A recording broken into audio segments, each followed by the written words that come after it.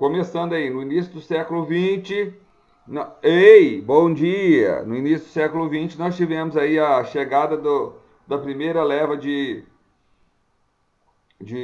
primeira não, a grande leva de imigrantes no navio Satumaru, no Porto de Santos, né? E graças a isso, hoje nós temos a maior colônia japonesa fora do Japão.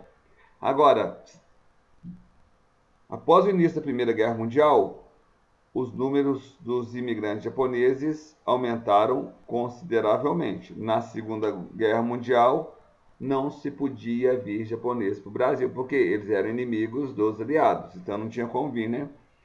Entre os principais obstáculos enfrentados pelos nipônicos no Brasil, podíamos citar diferença de cultura, linguística, religiosa e também alimentares. E hoje a gente vai correndo atrás dos japa, né?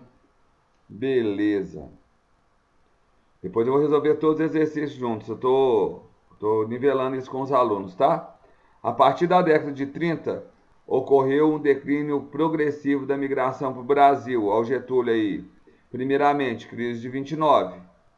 Aí o que ocorreu? Desemprego no mundo inteiro. Então o Getúlio, para poder manter emprego no Brasil, o que ele fez? Ó, tá no texto. Esse cenário foi responsável pela criação da Lei de Cotas de Imigração pelo então presidente Getúlio Vargas. Com ela, a entrada de estrangeiros passou a ser controlada de modo a evitar que o índice de desemprego aumentasse no Brasil. A lei regulamentava que a cada ano só poderiam entrar no país 2% do total de imigrantes dos 50 anos anteriores por nacionalidade. E outra coisa, imigrante socialista entrava no Brasil? Não. Além disso, cerca de 80% dos estrangeiros eram obrigados a trabalhar na zona rural, ou seja, o Brasil não era muito assim, ele não ficou muito atrativo para quem quisesse migrar para cá. O Brasil hoje, devido a diferentes movimentos de entrada e saída de estrangeiros, é um país miscigenado, claro, né? Hoje nós temos branquinhos, pretinhos, amarelinhos, pardinhos, olá. Essa é a herança que diversos povos formaram no nosso território trouxe para o Brasil. De acordo com o censo de 2010, pela primeira vez na história, o número de brasileiros que se declaram brancos foi inferior, lembra, autodeclaração, tá? Foi inferior à soma do que dizem pardos e pretos. Esse resultado se reflete a maior parte da conscientização da população para assumir a sua negritude.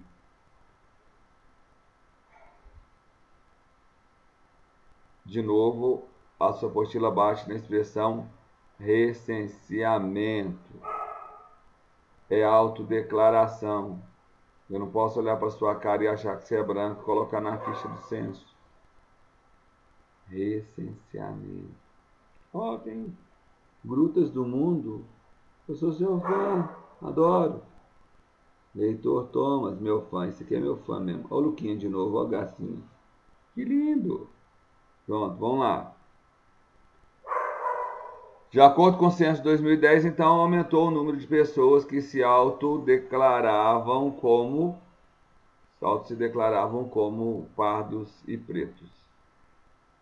Pretos, tá? A expressão negro, toma cuidado com ela, porque tem muita gente que não gosta da expressão negro. Porque quando foram libertados os negros da terra, a expressão negro ficou com cara de ser um sinônimo à escravidão.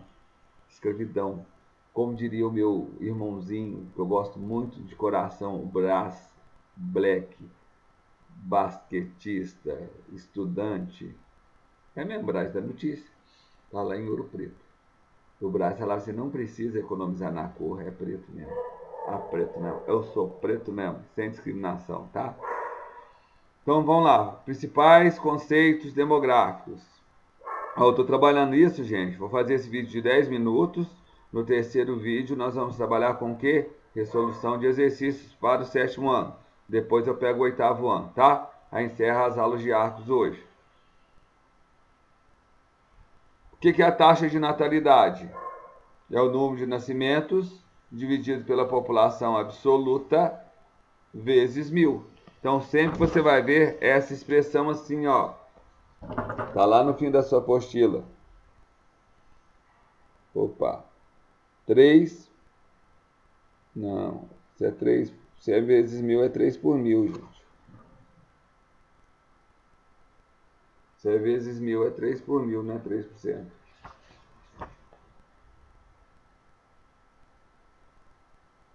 Se é 100, geralmente quando a gente faz o multiplicativo por 1000, é por 1000. Tá, então, o que é a taxa de natalidade? A taxa de natalidade é o número de nascidos pela população absoluta dividido, multiplicado por 1000. A taxa de mortalidade é o número de nascimentos dividido pela taxa de mortalidade. É o número... Ei, Aline! Bom dia, Aline. Taxa de mortalidade é o número de mortos dividido pela população absoluta vezes 1000. Aí você chega na população, na taxa de mortalidade daquele ano.